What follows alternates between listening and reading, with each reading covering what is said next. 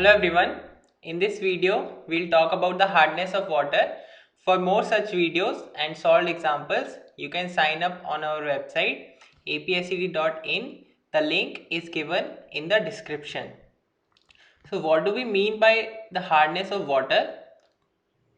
So in the technical terms, we can define it as the presence of multivalent metallic cations. So these cations can be calcium, magnesium, aluminium, manganese, strontium and iron, and other such cations can also be possible.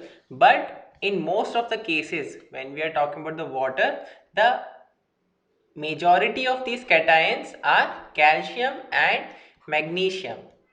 The other cations may or may not be present, or the concentration is extremely low. So when we want to calculate the hardness of water, we only talk about the calcium and magnesium cations, and rest of the cations we neglect. But if you are given the concentration of these cations also in a question, then you should consider it for finding the hardness. Now in the layman's term, we can also say that hardness is the property of water that prevents the formation of foam when mixed with soap. So because of the hard water, the water will not easily form foam when it is mixed with soap. Now if we talk about the types of hardness, so there are two types of hardness. One is temporary hardness and then there is permanent hardness. So that depends upon the types of compounds these calcium and magnesium are forming in the water, or the compounds that are present. So if we have the carbonates and bicarbonates of calcium and magnesium, that is calcium carbonate, calcium bicarbonate, or magnesium carbonate and magnesium bicarbonate, if these are present, then we call it as the temporary hardness of water. And if we have the compounds such as the sulfates and chlorides of calcium and magnesium, even the nitrates also, then we call the hardness as the permanent hardness, or we also call it as the non-carbonate hardness. So temporary hardness is also known as the carbonate hardness because it is being caused due to the carbonates and bicarbonates of calcium and magnesium. We call it the carbonate hardness, and rest of the hardness, which is in the form of calcium sulfate or magnesium sulfate and all these other compounds with chlorides and nitrates, we call it the non-carbonate hardness. Now for the removal of temporary hardness, if we talk about, so it can be removed partially with the help of boiling. That is, if we boil the water that is having temporary hardness, then it forms the precipitate of calcium carbonate, and this precipitate can be easily removed. This is also one of the reasons that causes the problems in the boilers. So in industries, if a boiler is there and if we put the water that is having this hardness, so the scaling will take place here. This calcium carbonate precipitate will form on the walls of this boiler, so that will decrease the efficiency of this boiler. Similarly, in the pipelines, if temporary hardness is present, then this scaling of the pipes will also take place, and less cross-sectional area will be available for the flow to take place, and the roughness will also increase. So these are the problems associated with calcium carbonate precipitate. And if we talk about the magnesium carbonate, and if we just boil the water, then this magnesium carbonate cannot be removed because it is soluble in water. So we have to go for other methods for the removal of this hardness, like the ion exchange method. And non-carbonate hardness cannot be removed at all with the help of boiling. And if we talk about the measurement of hardness, then this hardness is measured with the help of the EDTA method. EDTA stands for ethylene diamine tetraacetate. So in this method, this EDTA compound is used for the measurement. It is a titration based method. So if we talk about the indicator that is used in this method, so this indicator is idiochrome black tea, and the color of this indicator, it changes from wine red to blue. Here I am trying to talk about the important points that may be asked in the exam. So you can remember these few details, that we use the EDTA method and Ideochrome black tea is the indicator, and the color change if we talk about. So initially this, when we add this Ideochrome black tea, the color of the sample, it turns to wine red, and when these calcium and magnesium ions, when these ions form the compound with EDTA, they form this compound with EDTA. We generally represent it as M dot EDTA. So once this forms the compound, so the EDTA becomes free, and then the color of this Ideochrome black tea turns to blue. So that blue color shows the end of the experiment. That is when all the hardness is consumed in the form of this EDTA. If we know the concentration of calcium and magnesium ions, then with the help of that we can also measure the total hardness in the form of calcium carbonate equivalent.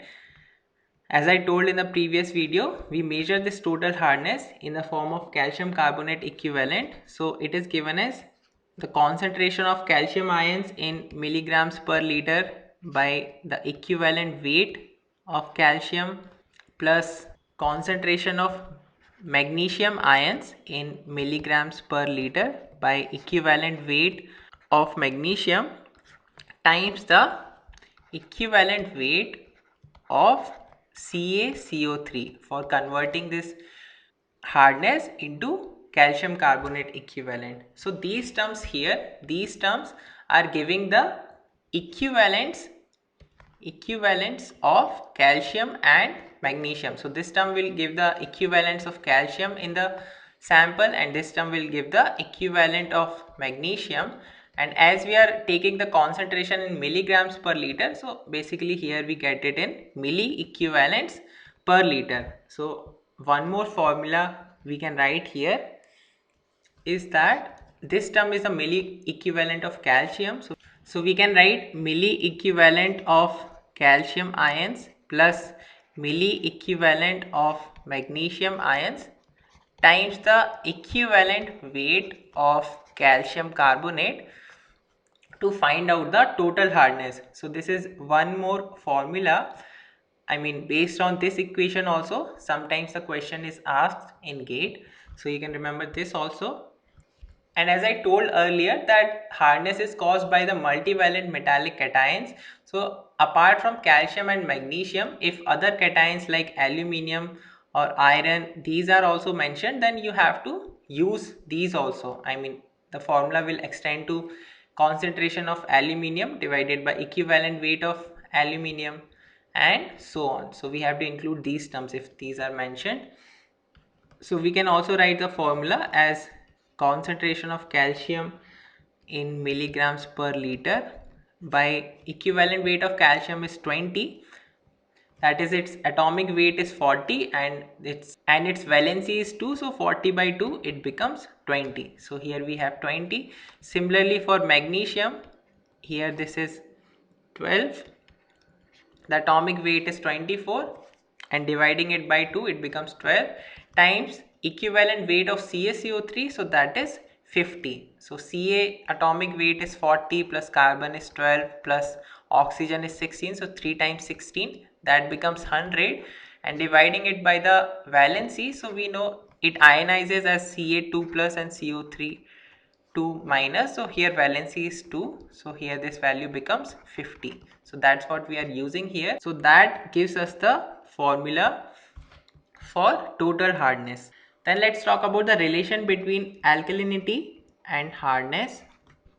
So in the previous video we talked about the alkalinity, and we know that alkalinity is caused by the carbonates and bicarbonates. There is hydroxide ions also, but they generally contribute to very small amount compared to these two, so this can be neglected here. Now we know these carbonates and bicarbonates, they can form compounds with calcium and magnesium, and in water sodium is also generally present. So they can also form these compounds with sodium. So that is sodium carbonate and sodium bicarbonate can also be there in water. Now here we can see that out of these three, if we talk about the compounds that are formed with the help of calcium and magnesium, then these compounds also cause the hardness.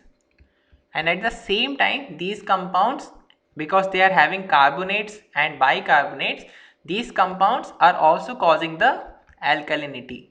But other than that, if we have compounds of carbonates and bicarbonates with sodium, that is sodium carbonate and sodium bicarbonate, then these compounds will also cause the alkalinity. So all these three are causing the alkalinity, and out of these three, the two are causing the hardness. Now if we say somehow there is no sodium ion present in water, if sodium ion is absent from water, then we can say that the hardness or the temporary hardness will be equal to the alkalinity of water, because if sodium is absent then only these two are there. So these two are causing the temporary hardness as well as the alkalinity. So from here we can say if sodium is absent, then temporary hardness will be equal to the alkalinity of water. Now when this sodium is absent, so if there are ions like sulfate and chloride, if these ions are present in water, then sodium forms compounds with these ions, that is sodium chloride and sodium bisulfate. These ions are formed. If sodium and these ions are present in water, then first it will form these ions instead of forming the carbonates and bicarbonates. So from here we can make a conclusion, that is, if sulfates and chlorides are present in water, then instead of sodium carbonate or sodium bicarbonate, we'll have sodium chloride and sodium bisulfate. And from there we can say if non-carbonate hardness is present in water, then temporary hardness is equal to the alkalinity of water, because if sodium has formed these compounds here, then only the calcium and magnesium are forming the carbonates and bicarbonates. And if that's the case, then temporary hardness is equal to alkalinity. So we can say if NCH is present or non-carbonate hardness is present, then this statement here is true. That is, temporary hardness is equal to the alkalinity of water. And if non-carbonate hardness is absent from the same thing, we can say if it is absent, then total hardness will be equal to the carbonate hardness, because total hardness is the summation of carbonate plus non-carbonate hardness, and if this is absent then this will be just equal to the carbonate hardness. And in that case this sodium will form carbonates and bicarbonates. So we can say alkalinity will be greater than the carbonate hardness, because alkalinity will also be in the form of these sodium compounds. So from these two statements we make the conclusion that, if we combine this first and second, so from here we make the conclusion that carbonate hardness is equal to minimum of alkalinity and total hardness. So this thing is coming from the first statement, and total hardness thing is coming from the second statement. So that is used in exams. You can remember this one also here. Now based on the value of hardness, we can define the water as soft or hard. So if the value of total hardness, if it is less than 75 milligrams per liter as calcium carbonate, then we classify the water as soft. If it is up to 200 milligrams per liter, between 75 and 200, then we classify as moderately hard. And if it is greater than this value in calcium carbonate equivalent, then we classify the water as hard water. And if we talk about the limits from IS code, IS 10500, so the hardness of water, it is limited to 200 milligrams per liter, and if no source is available, then it is limited to 600 milligrams per liter as calcium carbonate equivalent. So these are the few things and formulae you can remember related to the hardness of water. I hope you found this video useful. Please like, subscribe and share this video with your friends.